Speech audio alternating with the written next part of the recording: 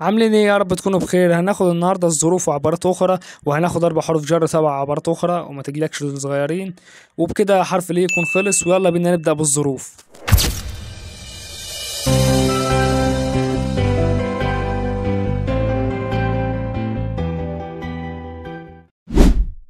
ابورد.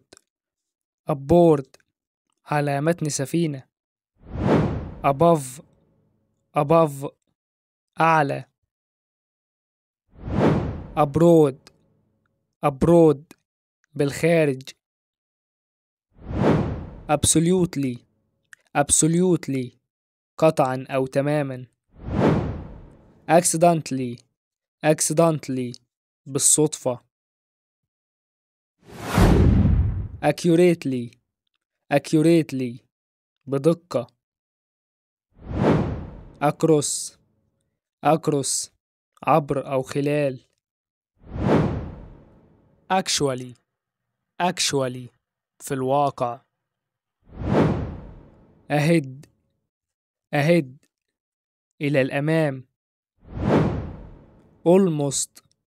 almost تقريبا. along. along على امتداد أو بطول أو للأمام. altogether. altogether إجمالي أو تماما. amazingly. amazingly بطريقة مدهشة. approximately. approximately تقريبا. around. around حوالي. ashore. ashore إلى الشاطئ أو على الشاطئ. awfully. awfully بشدة أو بشكل فظيع. وبكده يكون خلصنا الظروف. خلاص فاضل عبارات أخرى ودول قليلين، يلا نبدأ فيهم. according to. according to طبقا لي. as far as. as far as بقدر ما. as planned.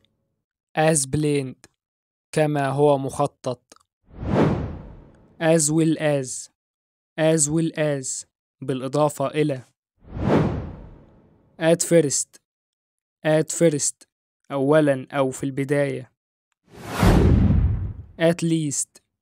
at least على الأقل. at midday. at midday في منتصف النهار.